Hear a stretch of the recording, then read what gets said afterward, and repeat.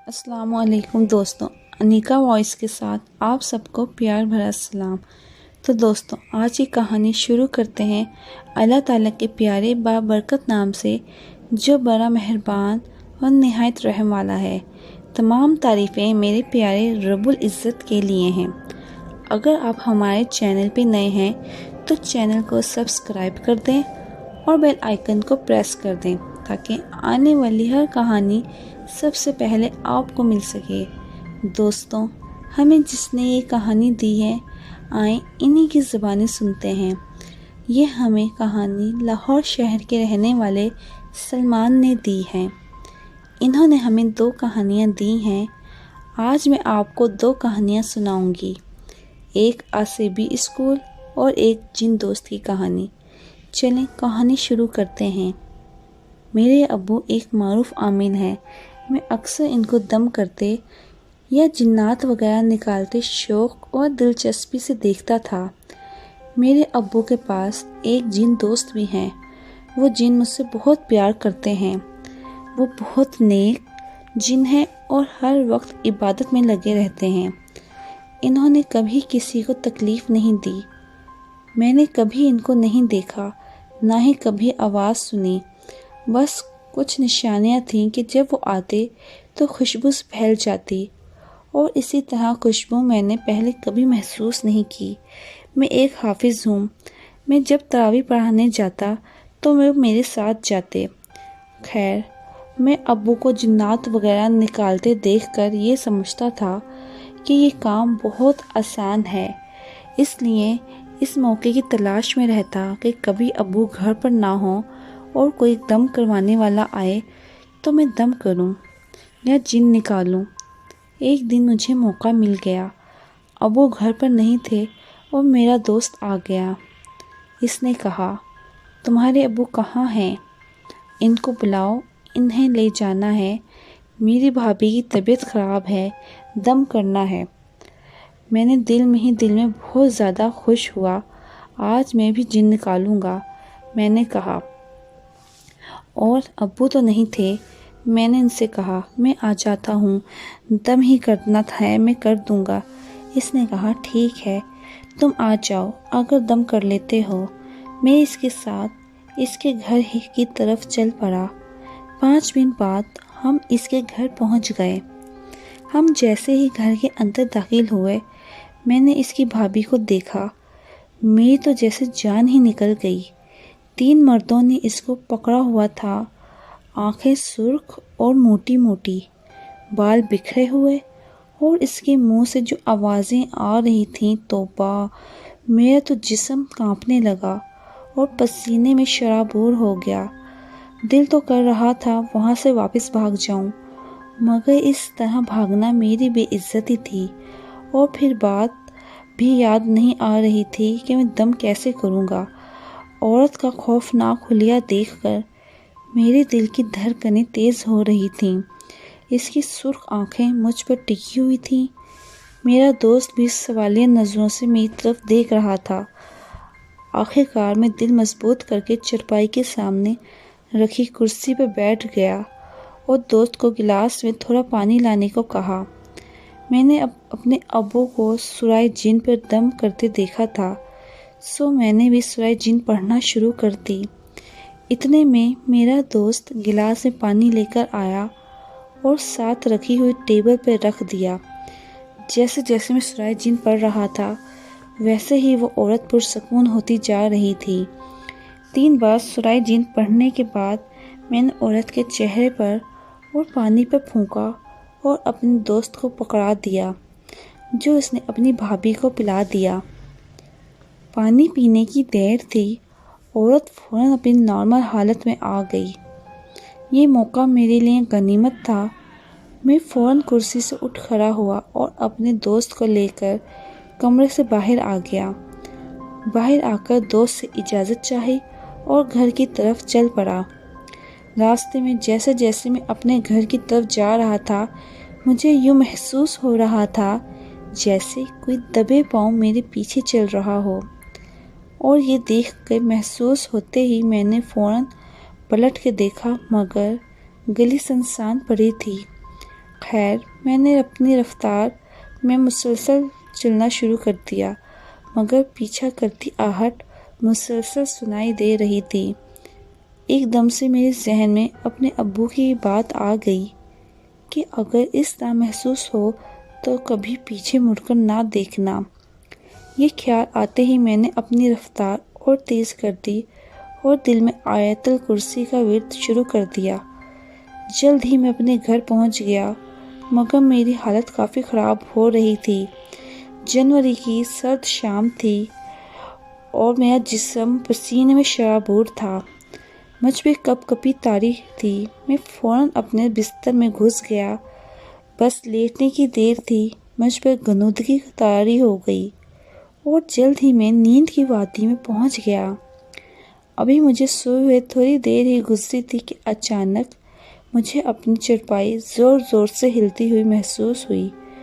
میں ایک دم سے نیند سے بیدار ہوا اور کمبل منہ سے ہٹایا، لیکن کمرہ خالی دیکھ کر میرا دل خوف سے بھر گیا اور میں نے ایک بار پھر آیت الکرسی کا ورد شروع کر دیا۔ مجھ پہ دوبارہ نیند طاری ہونے لگی کہ کبھی اچانک مجھے ایک زوردار جھٹکا لگا، جیسے کسی نے مجھے جھنجھوڑا ہو۔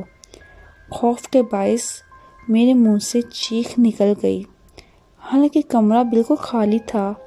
اچانک میری نظر سامنے والی دیوار پر پڑی تو مجھے ایک سایہ دکھایا دیا، جسے دیکھ کر میرا جسم زور زور سے کانپنے لگا۔ میں نے آیت الکرسی پڑھنے کی کوشش کی، مگر خوف کی وجہ سے منہ سے آواز نہیں نکل رہی تھی۔ دماغ نے جیسے کام کرنا چھوڑ دیا تھا۔ وہ سایہ میرے قریب آ رہا تھا۔ جب وہ میرے بالکل قریب آ گیا تو میرے دماغ میں فوراً یہ بات آئی، کیوں نہ میں اپنے بھائی جن کو یاد کروں، کیونکہ ایک بار ابو نے مجھے کہا تھا، جب بھی تمہیں ڈر لگے یا کوئی مشکل پیش آئے تو اپنے بھائی جن کو یاد کر لینا، اور اس وقت شاید اس سے بڑی مشکل کوئی اور مجھے نظر نہیں آ رہی تھی۔ میں نے دل ہی دل میں ان کو یاد کرنا شروع کر دیا اور میں نے دیکھا اس سائے کے قریب ایک سفید کپڑے ملبوس بزرگ آئے ہیں اور انہوں نے اس سائے کو زوردار تھپڑ مارا۔ وہ سایہ زوردار چیخ کے ساتھ غائب ہو گیا اور بھائی جن بھی ساتھ ہی غائب ہو گئے۔ اس سے پہلے میں نے کبھی بھائی جن کو نہیں دیکھا تھا۔ بہرحال پھر مجھے نیند نہ آئی۔ رات میں نے جاگ کے گزاری، صبح کو نماز ادا کی اور اللہ تعالیٰ کا شکر ادا کیا۔ پھر یہ واقعہ میں نے ابو کو سنایا تو مجھ کو خوب ڈانٹ پڑی۔ پھر ابو نے مجھے پیار سے سمجھایا کہ ابھی تمہیں ان کاموں کی اجازت نہیں، اور اگر تم کرو گے تو آیت الکرسی کا حصار ضرور کرنا، لیکن تم نے نہیں کیا۔ یہ سب تو تمہارے ساتھ ہونا ہی تھا۔ آج بھی میں یہ سوچتا ہوں کہ اگر اس رات بھائی جن نہ آتے تو کیا ہوتا۔ اس کے ساتھ آپ کو دوسری کہانی سناتی ہوں، جو کہ ایک اسکول کے حوالے سے ہے اور یہ ایک اسیبی اسکول کے نام سے مشہور ہے۔ آج میں آپ کو ایک ایسے اسکول کے بارے میں بتانے جا رہا ہوں جو بے حد عجیب تھا۔ میں ایک پرائیویٹ اسکول میں ٹیچر ہوں اور کافی اسکولز میں پڑھا چکا ہوں، اور اسکول میں میرا پہلا دن تھا۔ مجھے پہلے دن ہی سے اسکول تھوڑا عجیب سا لگا، لیکن میں خاموشی سے اپنا کام کرتا رہا۔ کچھ دن بعد میں نے اسکول کے ایک پرانے ٹیچرز کو کہا، یہ اسکول تمہیں عجیب نہیں لگتا؟ اس نے مسکرا کر کہا، لگتا تھا لیکن اب نہیں لگتا۔ اس نے پھر مجھے جو واقعہ سنایا وہ میں آج آپ کو سنانے جا رہا ہوں۔ یہ اسکول ان تمام خوبصورت عمارتوں میں سے ایک ہے اور نرسری سے لے کر 8ویں جماعت تک تھا۔ اس میں 10 کمرے، ایک آفس، ایک کمپیوٹر لیب تھا جہاں پر اسٹوڈنٹس کو کمپیوٹر کی تعلیم دی جاتی تھی۔ وہ فل ایئر کنڈیشن تھا اور اس کے باہر گیلری تھی جو کہ ساری تصویروں سے بھرپور تھی، جس پر ان سب کی تصویریں تھیں جو کچھ نہ کچھ کر گزرتے ہیں، مختلف ایجادات وغیرہ، چیف گورنر وغیرہ، ان سب کی تصویریں وغیرہ موجود تھیں۔ میں آپ کو بتاتا چلوں کہ اس اسکول کا جو مالک تھا وہ دعوت اسلامی کا رہنما تھا، جو ان کو چندہ لے کر دینے یا تبلیغ دین اسلام میں مدد کرنا تھا۔ تو اس کے بعد دعوت اسلامی کے طالب علم آتے جاتے رہتے تھے۔ ایک مرتبہ ان کے پاس ایک طالب علم تبلیغ کے حوالے سے آیا، جس کو واپس جانے میں دیر ہو گئی، تو اسکول کے مالک نے اس کو کہا کہ آپ کو بے حد دیر ہو چکی ہے، اب آپ ہمارے اسکول میں رات گزاریں اور کل صبح ہوتے ہی واپس چلے جائیں۔ اس نے ہاں کر دی اور اسکول میں آیا۔ ویسے شام ہو گئی تھی اور اس نے سوچا کہ اب رات گزار ہی لیتا ہوں، اور ہمارے شہر میں رات 12 بجے بجلی آتی ہے، تو سب اس انتظار میں تھے کہ بجلی آئے تو ہم گھر جائیں، طالب علم کو اسکول میں اے سی چلا کر دیں۔